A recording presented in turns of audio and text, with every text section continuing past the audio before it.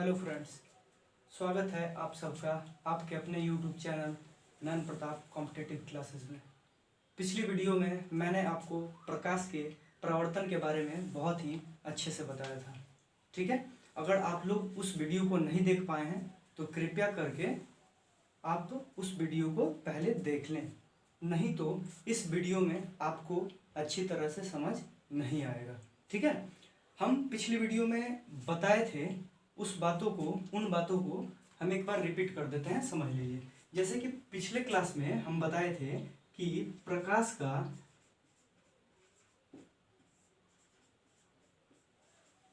परावर्तन, पिछले वीडियो में हम बताए थे कि प्रकाश का परावर्तन क्या होता है। तो आपको बता दें कि प्रकाश का किसी सतह से टकराकर वापस उसी माध्यम में लौट जाना प्रकाश का परावर्तन कहलाता है। क्या है? प्रकाश का किसी सतह से टकराकर वापस उसी माध्यम में लौट जाना प्रकाश का परावर्तन कहलाता है। ये तो प्रकाश का परावर्तन कहलाता है, ये बात है, लेकिन ये परावर्तन दरअसल कुछ नियमों का पालन करता है।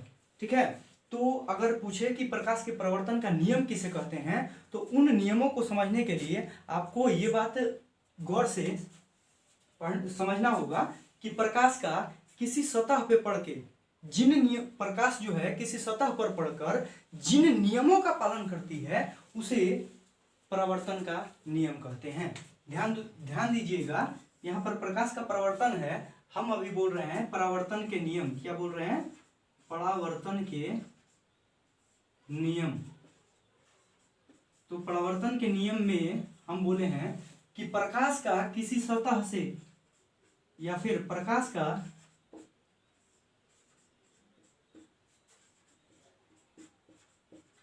किसी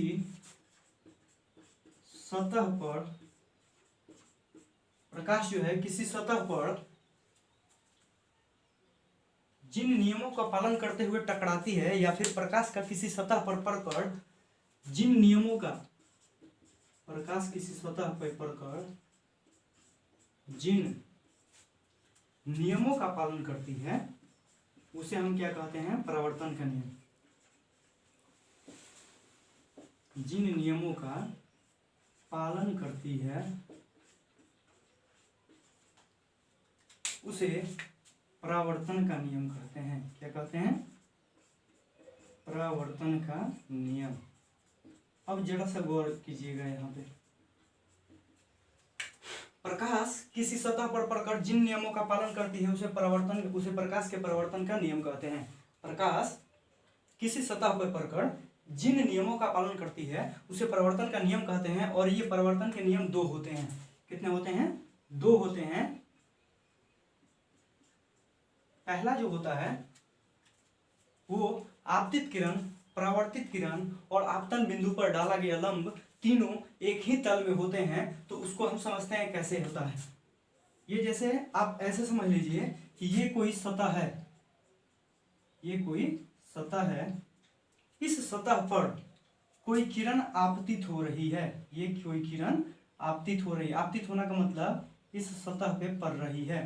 ये कोई किरण आपतित हो रही है, और ये किरण जब आपतित होती है तो ये ऐसे परावर्तित भी होती है।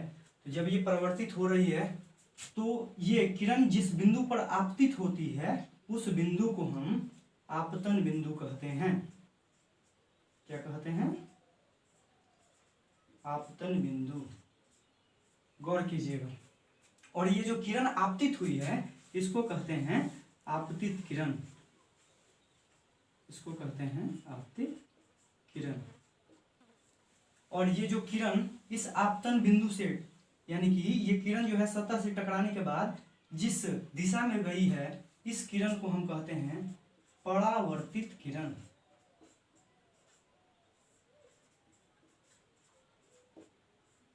अब देखिए, ये आपतन बिंदु है, इस आपतन बिंदु पर एक लंब डाला जाता है। इस लंब को हम अभिलंब कहते हैं। क्या कहते हैं? अभिलंब। गौर कीजिएगा। तो यहाँ पर होता है कि इस आपतित किरण और इस अभिलंब, ये जो आपतित किरण और ये जो है अभिलंब, इसके बीच का जो कोण होता है इसको कोण आई कहते हैं। और ये जो कोण आई होता है, इस कोण आई को हम आपतन कोण कहते हैं। क्या कहते हैं? आपतन कोण कहते हैं। और इस अभिलंब और ये परावर्तित किरण, इसके जो बीच का कोण है इसको कोण आर कहते हैं। क्या कहते हैं? कोण आर। और ये जो कोण आर होता है इसको कहते हैं परावर्तन कोण। इसको क्या कहते हैं? इसको कहते हैं परावर्तन कोण। ठीक है। अब देखिए होता क्या है, जो दो नियम बताए थे उस नियम को समझ लीजिए। यह है आपतित किरण, परावर्तित किरण और यह है आपतन बिंदु। इस पर जो डाला गया अभिलंब है तीनों एक ही तल में होते हैं। आपतित किरण, परावर्तित किरण और ये आपतन बिंदु, इस पर डाला गया लंब तीनों एक ही तल में होते हैं। दूसरा नियम जो है वो दूसरा नियम कहता है कि आपतन कोण का मान परावर्तन कोण के बराबर होता है। इसका मतलब ये है कि अगर आई का मान, अगर कोण आई का मान 40 डिग्री है तो कोण आर का भी मान कितना होगा? 40 डिग्री ही होगा।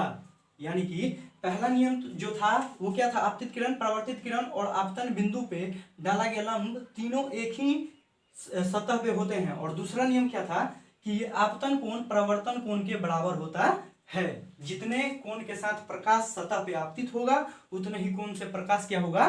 परावर्तित भी होगा। अब इन सभी नियमों को पालन करते हुए प्रकाश प्रतिबिंब का भी निर्माण करती है।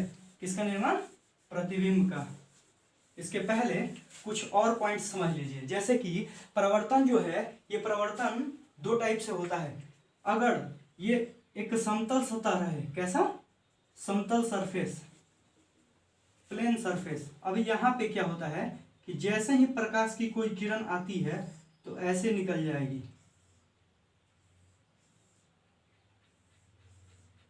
लेकिन यही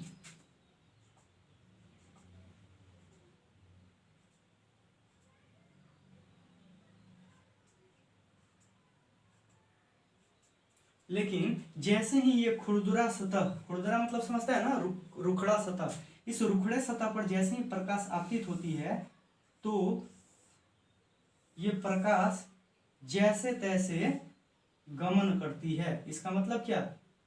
इसका मतलब ये है, ये प्रकाश आया, ये भी आया, ये भी आया। ठीक है। अब ये गमन करने वाला,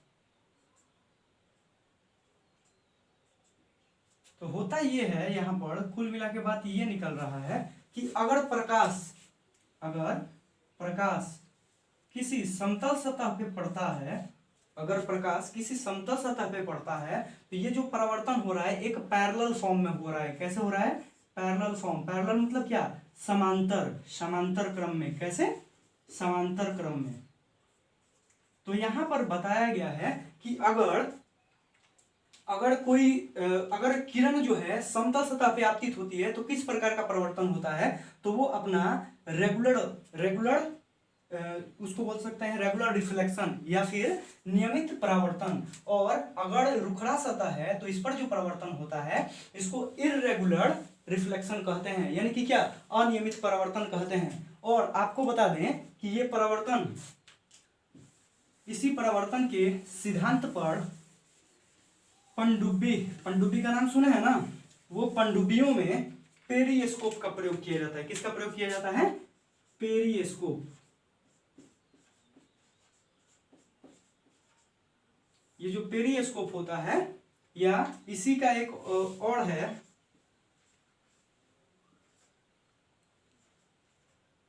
बहुरूपदर्शी शायद नाम है इसका।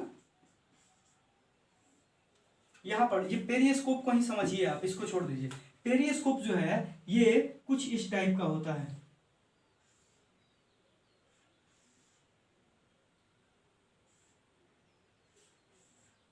होता ऐसे है कि अगर समुद्र तल के नीचे ये वाला भाग रहता है, समुद्र तल के नीचे, ठीक है, और इसमें यहां पर कोई आदमी अगर सतह के ऊपर खड़ा है तो इस व्यक्ति का फिगर, यहां पर एक मिरर होता है, इस मिरर पे इसका फिगर बनता है और फिर यहाँ से इस व्यक्ति का फिगर इस मिरर पे बनता है, यानी कि यहाँ पर भी मिरर होता है, यहाँ पर भी मिरर होता है, यहाँ पे भी दर्पण, यहाँ पे भी दर्पण, यानी कि ये जो इसका प्रतिबिंब है यहाँ पे बनता है और यहाँ से फिर टकरा के इसका प्रतिबिंब यहाँ पे बनता है और यहाँ से कोई व्यक्ति जो अंदर होता है वो व्यक्ति इसको देख पाता है, ऐसा होता है। ठीक है, तो पेरिस्कोप जो है, अगर सवाल पूछते हैं आपसे कि पनडुब्बियों में प्रयोग होने वाला पेरिस्कोप किस सिद्धांत पर कार्य करता है, तो हम क्या बोलेंगे, प्रकाश के परावर्तन के सिद्धांत पे। ठीक है, अब इसको मिटाते हैं।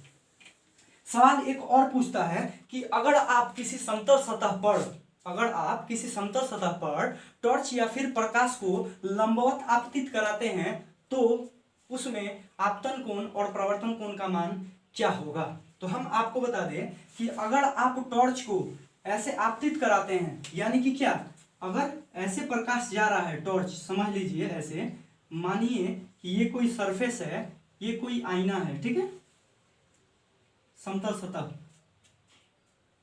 इस पर जैसे ही प्रकाश को ऐसे आपतित करवाए हैं तो ये जाकर टकराएगा और टकराने के बाद फिर से वापस इसी पथ पे आ जाएगा। तो यहां पर आपको क्या हुआ, ये ऐसे गया और फिर इसी पर आ गया। इसका मतलब क्या, ये ऐसे गया और जाने के बाद फिर ऐसे आ गया, यानी कि क्या, यहां पर बना 0 डिग्री। क्या बना, 0 डिग्री। तो आप बोल सकते हैं कि यहां पर आपतन कोण और परावर्तन कोण, कौन कौन, आपतन कोण और परावर्तन कोण, इन दोनों कोण का मान क्या होगा, 0 होगा। क्या होगा, 0 होगा। बस ऐसे समझ लेना है और कुछ नहीं है। ठीक है, इन सभी बातों को समझने के बाद एक और पॉइंट जो है उसको समझ लीजिए कि प्रतिबिंब, सबसे पहले क्या होता है, प्रतिबिंब। तो आप प्रतिबिंब को समझिए कि होता क्या है कि इसी प्रकाश के परावर्तन के सिद्धांत पर ही अपना प्रतिबिंब भी बनता है। प्रतिबिंब को देखिए, समझिए क्या होता है प्रतिबिंब। किसी बिंदु स्रोत से आती हुई प्रकाश की किरणें, किसी बिंदु स्रोत से आती हुई प्रकाश की किरणें दर्पण से परावर्तन के बाद, कहां से, दर्पण से परावर्तन के बाद जिस बिंदु पर वास्तव में मिलती हैं या मिलती हुई प्रतीत होती हैं, क्या कहलाती हैं, प्रतिबिंब कहलाती हैं। एक बार और सुनिए, किसी बिंदु स्रोत से आती हुई प्रकाश की किरणें दर्पण से परावर्तन के बाद जिस बिंदु पर वास्तव में मिलती हैं या मिलती हुई प्रतीत होती हैं उसे प्रतिबिंब कहते हैं या फिर प्रतिबिंब कहलाती हैं। अब देखिए, ये जो प्रतिबिंब है, ये प्रतिबिंब 2 प्रकार का होता है। प्रतिबिंब कितने प्रकार का होता है, 2 प्रकार का। एक होता है वास्तविक प्रतिबिंब और एक होता है आभासी प्रतिबिंब। इसको हम अंडरलाइन कर दे रहे हैं, ध्यान दीजिएगा। एक होता है वास्तविक प्रतिबिंब और दूसरा होता है आभासी प्रतिबिंब। ठीक है, तो वास्तविक प्रतिबिंब क्या होता है, किसी बिंदु स्रोत से आती हुई प्रकाश की किरणें दर्पण से परावर्तन के बाद जिस बिंदु पर वास्तव में मिलती हैं उसे वास्तविक प्रतिबिंब कहते हैं। क्या है, क्या बोले हैं हम, कि किसी बिंदु स्रोत से आती हुई प्रकाश की किरणें दर्पण से परावर्तन के बाद जिस बिंदु पर वास्तव में मिलती हैं, वास्तव मतलब क्या है, यानी कि रियल में वास्तव में मिलती हैं, उन्हें वास्तविक प्रतिबिंब कहते हैं या फिर वास्तविक प्रतिबिंब कहलाती हैं। और आभासी में क्या हो जाता है कि किसी बिंदु स्रोत से आती हुई प्रकाश की किरणें, किसी बिंदु स्रोत से आती हुई प्रकाश की किरणें दर्पण से परावर्तन के बाद जिस बिंदु पर मिलती हुई प्रतीत होती हैं, मिलती हुई प्रतीत का मतलब ऐसा कि आप एज्यूम कर रहे हैं, ऐसा मान रहे हैं कि हाँ आगे चल के कहीं मिल रही है, उसको हम बताते हैं कैसे होगा। मिलती हुई प्रतीत होती हैं उसे हम क्या कहेंगे, आभासी प्रतिबिंब। यहाँ पर जरा सा का अंतर है, यहाँ पर वास्तव में मिलती हैं और यहाँ पर क्या है, मिलती हुई प्रतीत होती हैं। ध्यान दीजिएगा, यहाँ पर क्या है, मिलती हुई प्रतीत होती हैं और वहां पर वास्तव में मिलती हैं। तो अब देखिए, ये मिलती हुई प्रतीत होती हैं, इसको समझिए कैसे होता है। जैसे कि आप सोचिए, यहाँ पर ये एक सरफेस है, ठीक है, ये एक सरफेस है जो समतल सतह है और इस समतल सतह के एक पार्ट में क्या किया गया है, लेप चढ़ाया गया है सिल्वर नाइट्रेट का, जिसको क्या बोलते हैं, AgNO3। अब देखिए यहाँ पे क्या होता है कि जैसे ही कोई बिंदु स्रोत है, इस बिंदु स्रोत से प्रकाश निकलेगा, तो आपको हम बता चुके हैं कि बिंदु स्रोत से प्रकाश अलग अलग दिशाओं में निकल सकता है ना। तो वैसे ही आप यहाँ पे देखेंगे कि ये प्रकाश कुछ इस तरह निकला है, तो कुछ प्रकाश इस तरह निकला है। ठीक है, तो आप जानते हैं ये कैसे पड़ा है प्रकाश, एक लंबवत पड़ा है। तो अभी हम बताए थे कुछ समय पहले कि अगर प्रकाश समतल दर्पण में लंबवत पड़ता है, ये प्रकाश पुनः फिर से वापस उसी रास्ते पर लौट जाता है, ठीक है। लेकिन अगर ये तिरछे है, तिरछा मतलब यानी कि अगर ये कुछ इस टाइप का है, तो ये प्रकाश क्या होगा, फिर इस साइड में रिफ्लेक्ट हो जाएगा, रिफ्लेक्ट हो गया और ये हो जाएगा आपतन बिंदु। और जैसे ही आप इस पर लंब डालिएगा तो ये क्या हो गया, अभिलंब हो गया, और यहाँ पर और यहाँ पर ये कोण आई हो गया और ये कोण आर हो गया, ठीक है। अब होता क्या है कि आप ऐसा सोचिए कि ये जो अगर ये जो किरण है, अगर ये आगे बढ़ी होती तो ये आगे इस तरह गई होती, और ये किरण जो परावर्तित किरण बाहर निकल गई है, इसको अगर हम सोचते कि ये अगर पीछे गई होती तो कहाँ तक गई होती, यहाँ तक, ठीक है। तो यहाँ पर क्या हुआ, इस बिंदु स्रोत पे मिल गया, तो यहाँ पर किसका निर्माण हो गया, प्रतिबिंब का। किसका निर्माण हो गया, प्रतिबिंब का। बस ये बात समझ लीजिए। अब इन सभी बातों को जब आप समझ लिए, यहाँ पर क्या है, हम ऐसा मान रहे हैं कि ये ऐसा ना हुआ होता, अगर पीछे गई होती तो ये यहाँ पर गई होती, और ये परावर्तित किरण जो है अगर आगे ना बढ़ा होता, ये पीछे गया होता या फिर पीछे गई होती, तो ये यहाँ पर जाके मिलती है, ठीक है। इन सभी बातों को समझ लीजिए। तो ये जो हम मान रहे हैं इसी को क्या कहेंगे, मिलती हुई प्रतीत होती हैं। अब वास्तविक क्या होता है, तो वास्तविक प्रतिबिंब आप उसको ऐसे समझिए कि वास्तविक प्रतिबिंब ऐसा प्रतिबिंब है जिसको आप पर्दे पर प्राप्त कर सकते हैं, और आभासी प्रतिबिंब ऐसा प्रतिबिंब है जिसको आप पर्दे पर प्राप्त नहीं कर सकते हैं। इस आभासी प्रतिबिंब का आप उदाहरण समतल दर्पण को ले सकते हैं। कैसे में, किसमें ले सकते हैं, समतल दर्पण में। कैसे, आप रोज जाते हैं आईने के सामने, बाल वगैरह हमेशा देखते रहते हैं ना, फेस वगैरह देखते रहते हैं, तो वो वहां पर आप उसको रोज जाके देखते हैं, उसका आप फोटो नहीं निकाल सकते हैं, ठीक है। तो वो वहां पर जो अपना प्रतिबिंब बना है वो कैसा बना है, आभासी प्रतिबिंब बना है। और कैमरा जो मोबाइल फोन या फिर आप ऐसे समझ लीजिए डिजिटल जो कैमरा होता है, उन सभी से क्या होता है, फोटो एक क्लिक करते हैं और फोटो निकल जाता है, तो वो वहां पर जो पिक्चर्स निकला है वो पर्दे पर प्राप्त हो गया या फिर कार्ड पे प्राप्त हो गया। तो जब उस फोटो को जब हम कार्ड पे प्राप्त कर लिए या फिर पर्दे पर प्राप्त कर सकते हैं, तो वो कैसा प्रतिबिंब बना, वास्तविक प्रतिबिंब बना, ठीक है। अब ये जो प्रतिबिंब है, इस प्रतिबिंब को आप अच्छी तरह से समझ गए होंगे। हमें जहां तक उम्मीद है कि अब आपको कोई प्रॉब्लम नहीं होगा। इसके आगे हम बताते हैं आपको प्रतिबिंब के बाद बहुत ही इंपॉर्टेंट है दर्पण। वो क्या है, दर्पण, जो अभी बार बार आप सुन रहे हैं ना, समतल दर्पण समतल दर्पण। तो पहले समझ लीजिए कि दर्पण होता क्या है, दर्पण होता क्या है, ठीक है। तो दर्पण को समझ लीजिए कि दर्पण जो है, दर्पण एक ऐसा युक्ति है या फिर एक ऐसा प्रकाशिक यंत्र है, ऑप्टिकल इंस्ट्रूमेंट, एक ऐसा प्रकाशिक यंत्र है जो प्रकाश के क्या है, जो प्रकाश के परावर्तन के, जो प्रकाश के परावर्तन के नियमों का पालन करता है या फिर नियमों का पालन करती है, नियमों का। दर्पण एक ऐसा यंत्र है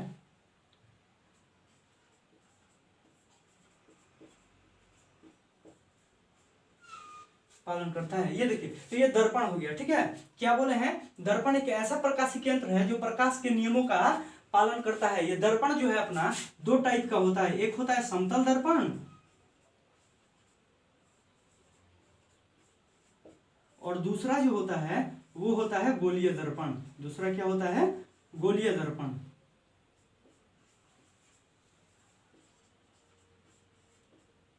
ठीक है, समतल दर्पण के बारे में हम पढ़ते हैं, अभी गोलीय दर्पण के बारे में इसके आगे हम पढ़ेंगे कि समतल दर्पण पहले समझ लेते हैं। समतल दर्पण क्या होता है, गोलीय दर्पण मतलब क्या, एक गोले टाइप का होगा और इस गोले टाइप में क्या होगा, अपना कोई दर्पण बनेगा। इसको कैसे, जब इसको दो भाग में काट देंगे तब ये अलग अलग दर्पण बनेंगे, उसको हम बताएंगे बाद में। पहले हम समतल दर्पण के बारे में पढ़ते हैं। समतल दर्पण एक ऐसा दर्पण होता है जिसका एक भाग क्या होता है, रंजित किया गया रहता है। रंजित का मतलब क्या? कलई। क्या क्या क्या होता है? कलई। कलई किया गया रहता है। अब इसको समझते हैं हम लोग कि इसमें प्रतिबिंब बनता कैसे है। ठीक है, घर में सभी लोगों के घर में क्या होगा? सभी लोगों के घर में तो ऐसा दर्पण तो होता ही है। आप समझिए, यहां पर एक हम मिरर लिए हैं, समतल दर्पण। कौन सा मिरर लिए हैं? समतल। अब देखिए होता क्या है, इसकी क्या विशेषता है। होता ये है कि ये एक सरफेस है, ये सतह है। देखिए हम यहां पर जो बता रहे हैं उस बात को समझिए। यहां पर हम ऐसा मान रहे हैं कि कोई लड़का है। ठीक है, ठीक है।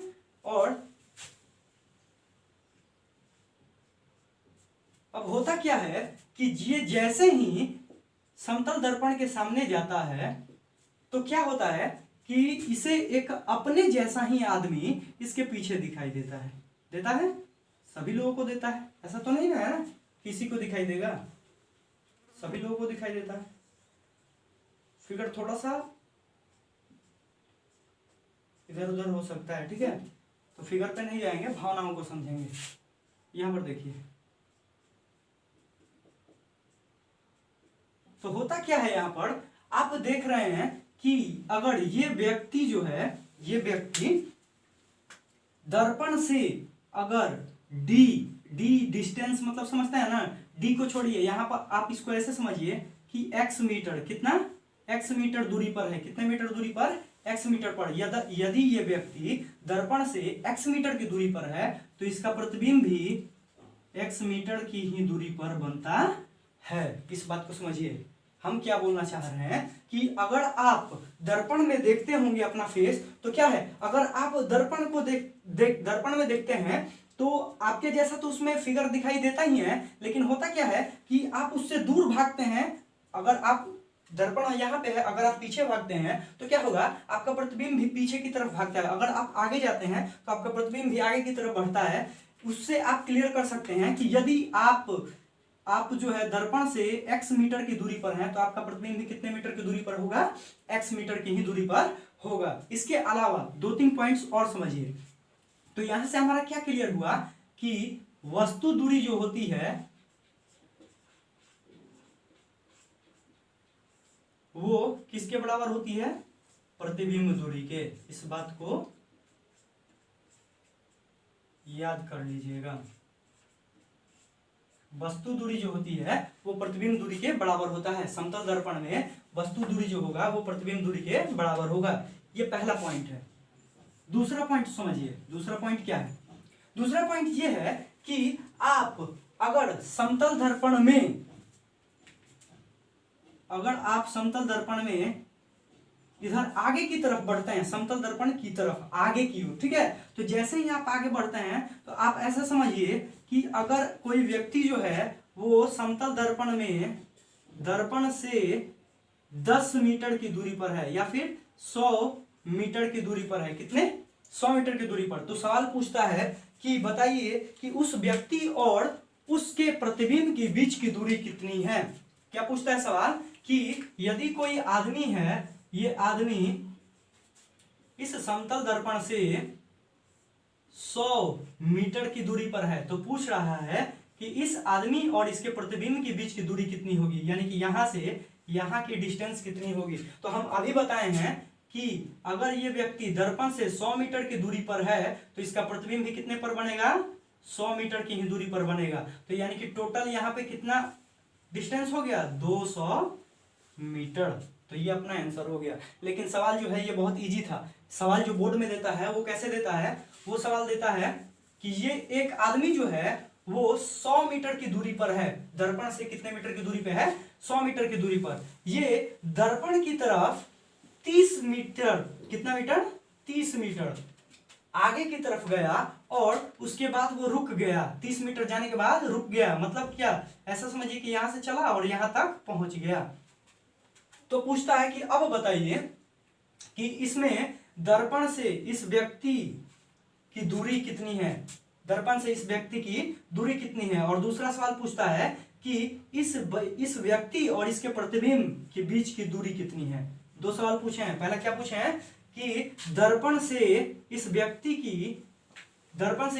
के बीच की दूरी कितनी है, और दूसरा सवाल है कि इस व्यक्ति और इसका प्रतिबिंब इन दोनों के बीच की दूरी कितनी है। तो पहला हम समझेंगे कि डिस्टेंस कितना था, 100 मीटर। कितना था, 100 मीटर। और जैसे ही ये 30 मीटर चला, यानी कि ये अब डिस्टेंस कितना हो गया, 70।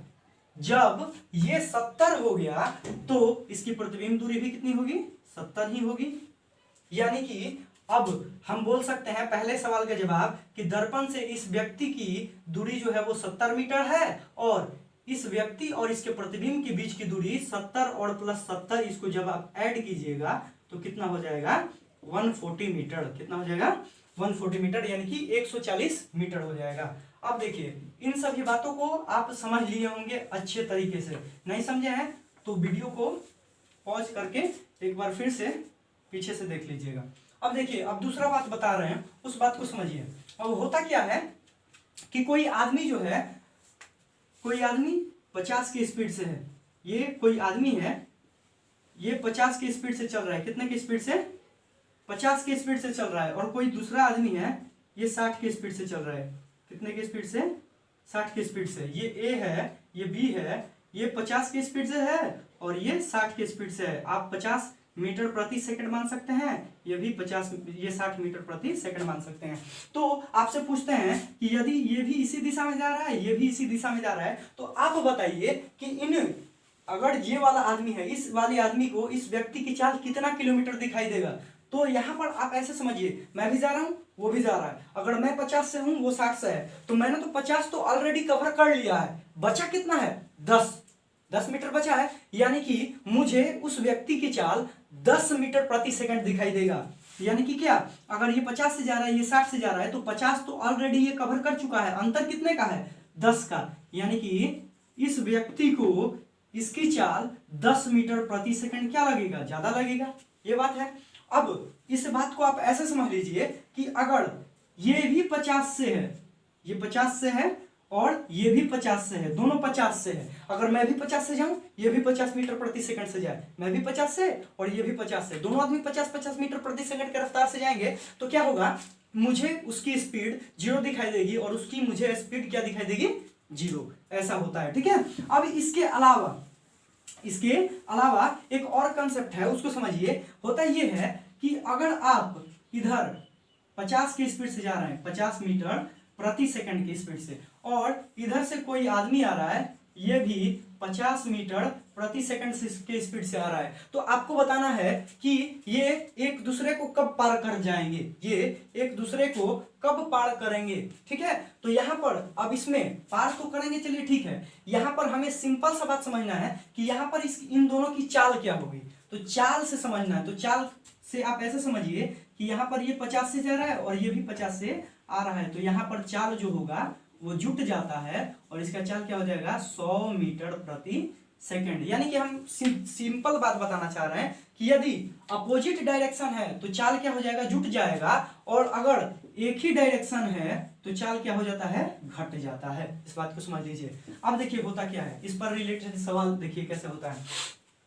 सवाल ये है कि एक आदमी दर्पण की तरफ भी स्पीड से चला, कितना था, भी स्पीड से चला, तो आपको बताना है, ये भी स्पीड है, तो आपको बताना है कि प्रतिबिंब कितने स्पीड से जाएगा। तो आपको तुरंत समझ लेना है कि अगर ये भी स्पीड से जाएगा तो ये भी क्या होगा, भी स्पीड से जाएगा।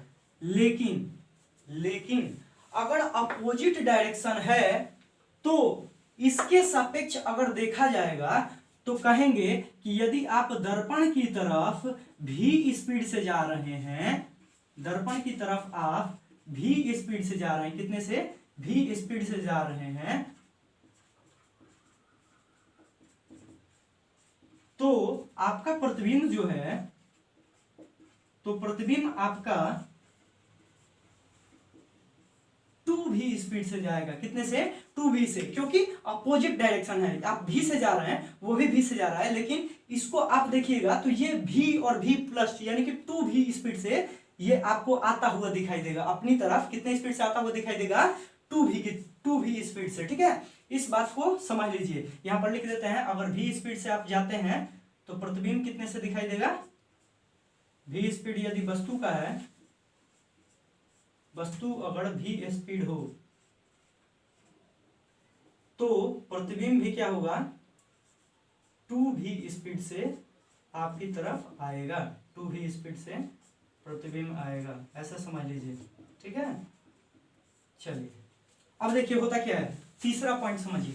तीसरा पॉइंट जो है, ये दर्पण में अगर आप देखते हैं तो आपका सिर की जगह सिर है, पैर की जगह पैर है, इसमें सिर की जगह सिर है, पैर की जगह पैर है, यानी कि क्या, ये आपका जो प्रतिबिंब बनाया है ये सीधा बनाया है। कैसा बनाया है, सीधा बनाया है। समतल दर्पण में कैसा प्रतिबिंब बनाया है, सीधा बनाया है।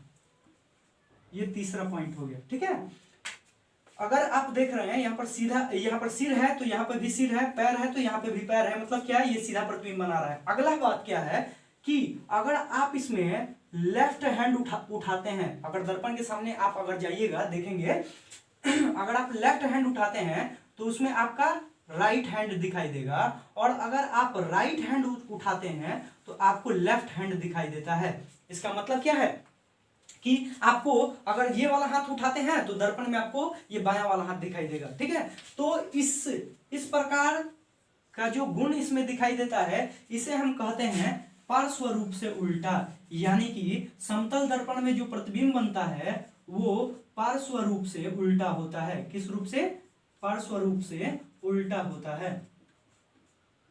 ठीक है, आधा आधा पार्ट ऐसे समझ सकते हैं, ऐसे ऐसे। ठीक है, मतलब ये वाला भाग उसमें उल्टा दिखाई देगा ऐसे। ठीक है, ये ऐसे समझ सकते हैं। इसके आगे जो है उसको आप समझिए कि इसमें अगर इसकी लंबाई h है तो आपको इसमें भी आपको ऊंचाई जो है वो h ही दिखाई दे रहा होगा, अगर आप फिगर को गौर से देखिएगा तो। यानी कि ये पांचवा पॉइंट क्या है कि समतल दर्पण में क्या है, वस्तु का आकार या फिर वस्तु की ऊंचाई जो है वो प्रतिबिंब की ऊंचाई के बराबर होती है। किसकी ऊंचाई के बराबर, अब देखिए यहाँ पर इसमें क्या बता रहे थे कि वस्तु की ऊंचाई जो है वो प्रतिबिंब की ऊंचाई के बराबर होता है। इसके साथ साथ अब देखिए, अब सवाल कैसे पूछता है, कुछ सवाल ऐसे भी होते हैं जैसे कि अब बोलता है कि ये एक सतह है और ये भी एक सतह है, दोनों पे दो दर्पण लगे हुए हैं, ये एक इस साइड में लगा है और ये एक इस साइड में लगा है। मतलब क्या, दो समतल दर्पण एक दूसरे के साथ 90 डिग्री के कोण पर लगे हुए हैं। कितने पर, 90 डिग्री के कोण पर लगे हुए हैं। तो अगर इसमें कोई व्यक्ति यहां पर खड़ा हो जाए तो प्रतिबिंबों की संख्या कितनी होगी। ठीक है, तो इस प्रकार के सवाल को बनाने के लिए आप एक फॉर्मूला याद रख लीजिए। हालांकि हम बता देते हैं, यहां पर एक प्रतिबिंब बनेगा, फिर इसका एक यहां पर प्रतिबिंब बनेगा, और इन दोनों के बीच में एक पीछे प्रतिबिंब बनेगा। यानी कि कितने प्रतिबिंब बनेंगे, 3, ये 1, ये 2 और ये 3। कैसे आता है उसको समझ लीजिए। इसका एक फॉर्मूला होता है 360/θ -1। ये एक गोल्डन फॉर्मूला है, इसको आप याद रख लीजिएगा कि 360/θ और -1, यहाँ पर थीटा क्या होता है, एंगल बिटवीन 2 मीटर, या फिर हाँ ऐसे याद रख लीजिएगा।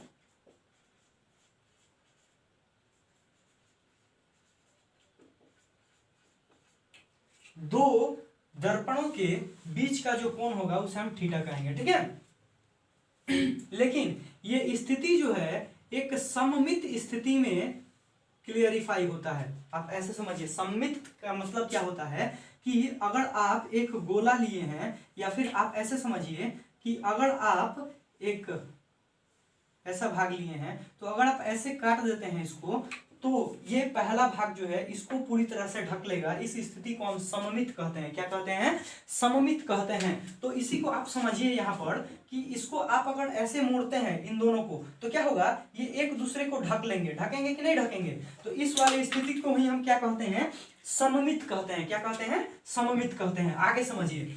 और विसम्मित यानी असम्मित जो होता है, असम्मित की स्थिति का मतलब ये है कि अगर ऐसे और ऐसे है और कोई आदमी यहाँ पर खड़ा है, यानी कि क्या, ये अगर ऐसे है तो अगर आप इसको मोड़ते हैं तो क्या होगा, एक साइड तो ढक लेगा लेकिन एक साइड जो है खाली रह जाएगा। तो ये असममित वाली स्थिति है। तो जब भी असममित वाली स्थिति आती है तो उस समय अपना जो आंसर होता है उसे हम 360 अपॉन थीटा वाले फॉर्मूले से निकालते हैं, उसमें -1 का प्रयोग नहीं करते हैं। इसमें जो सममित है ये किसके लिए वैलिड है, सममित के लिए वैलिड है। किसके लिए, सममित के लिए। और ये जो है असममित के लिए। और जरा सा यहाँ पर ध्यान दीजिएगा, असममित बोल तो दिए हैं लेकिन यहाँ पर इसका मान कभी भी सम संख्या नहीं आएगा। इसका मान कभी भी सम संख्या नहीं आएगा। हमेशा जो आंसर होगा इसका विषम संख्या में होगा। आप इसको ऐसे समझिए कि अगर हम ऐसे सवाल देते हैं कि अगर दो दर्पणों के बीच का कोण 40 डिग्री है, कितना है, 40 ना लीजिए, इसको आप ले लीजिए 60 डिग्री है। कितना, 60 डिग्री है। तो आपको बताना है कि इसमें प्रतिबिंबों की संख्या कितनी होगी।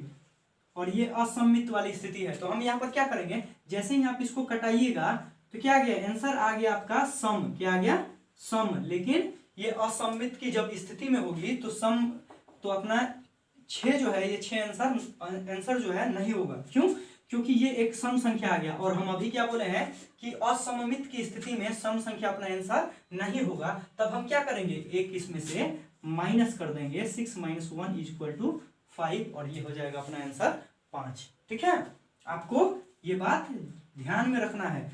अब सवाल जो है सममित वाला, क्वेश्चन में सममित नहीं लिखा रहता है तो आपको तुरंत समझ लेना है कि अगर नहीं लिखा है तो वो सममित ही है। और अगर असममित जो है, असममित वाला हमेशा लिख के देता है कि ये दो दर्पण जो है असममित स्थिति में 90 डिग्री या फिर 40 डिग्री या फिर 60 डिग्री पर एक दूसरे से सटे हुए हैं, तो उसमें बताइए प्रतिबिंबों की संख्या कितनी होती है। तो इस प्रकार जो है सवाल आपको पूछे जाते हैं आपके किताब में। ठीक है, अब देखिए सवाल जो है आगे समझिए, थोड़ा सा और है, 2 मिनट समझिए। यहाँ पर क्या है, हम आपको बताना चाह रहे हैं कि यह अगर एक दर्पण आपको इस दीवार पे है और एक दर्पण इस दीवार पे है तो इसमें बनने वाले प्रतिबिंबों की संख्या क्या होगी।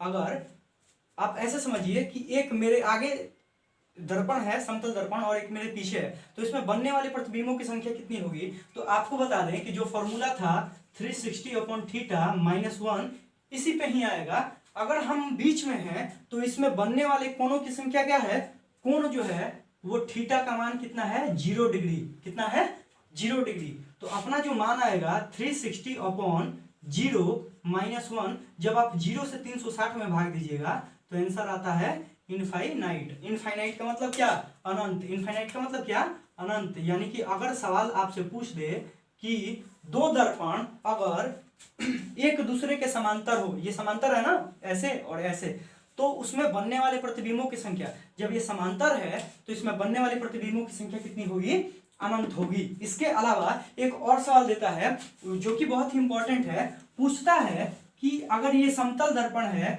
इस समतल दर्पण की त्रिज्या कितनी होती है। इस समतल दर्पण की त्रिज्या कितनी होती है। आप क्या जानते हैं कि अगर ये वृत्त है तो इस वृत्त में ही त्रिज्या होता है ना, लेकिन अब इसमें त्रिज्या कहां से आएगा। तो इसको आप ऐसे समझिए कि इस ये जो दर्पण है, इस दर्पण को मान लीजिए कि ये है, इसको आप आगे की तरफ बढ़ाते हैं और इसको भी आप आगे की तरफ बढ़ाते हैं, तो आप ऐसा एज्यूम कर रहे हैं, मान सकते हैं कि ये आगे जाके कहीं ऊपर जाके मिलेगा, ऐसे जाके मिलेगा ना। तो जब ये आगे ऊपर जाके मिलेगा तो आप उसको ऐसे समझिए कि वह ये कहाँ मिलेगा, अनंत पे मिलेगा। कहाँ मिलेगा, अनंत पे। जब ये अनंत पे मिलेगा तो हमारी त्रिज्या भी क्या होगी, अनंत होगी। यानी कि समतल दर्पण जो है, इस समतल दर्पण की त्रिज्या क्या होती है, अनंत होती है।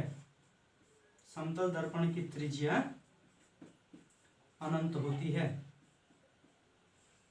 इसको आप याद रख लीजिएगा।